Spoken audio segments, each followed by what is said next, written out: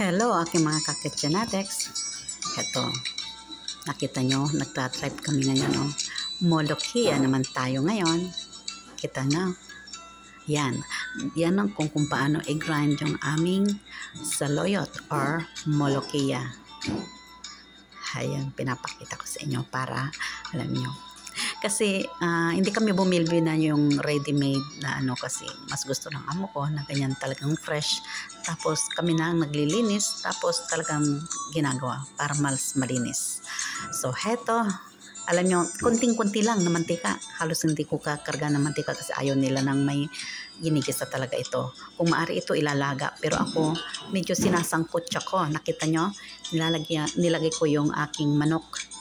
Medyo isangkot siya ko sa konting mantika, mga 1 teaspoon lang siya yon. Tapos nakita nyo yung aking onions, malalaki ang hiwa ko. Ganyan talaga. Kasi dapat dyan ilalaga lang pero ako hindi. Sinasangkot siya ko talaga.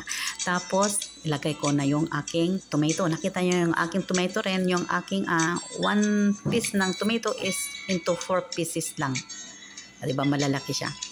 Tapos siyempre lalagyan ko na siya ng asin. Tapos kung may pampasarap kayo dito na ilagay nyo na siya. Tapos ayan, coriander powder lang. 1 teaspoon na coriander powder. Yan lang ang mga ingredients niya. Yan, coriander powder and then yung ating onion and garlic. Yan lang siya. Tapos kung may pampasarap kayong pagpalasa, ako yung hindi ko na pinapakita sa inyo kasi no cubes yung gamit ko, diba?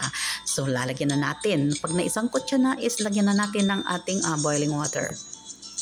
Ayan. Hanggang sa maluto na yung manok, pakuluin natin siya ng pakuluin. Tapos titikman natin kung anong kulang. Tapos yun, titimplahin na lang natin kung anong kulang niya sa asin or matabang or maalat. So tatagdagan natin. So ayan, ganyan na i-cover natin hanggang sa maluto yung ating chicken.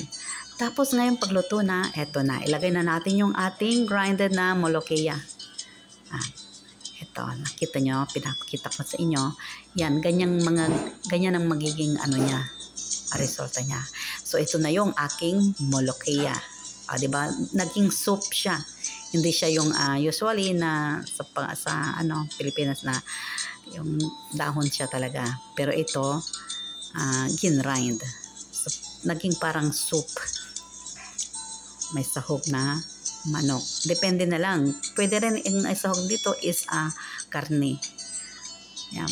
Pero sa ngayon, chicken ang aking isinahog. So,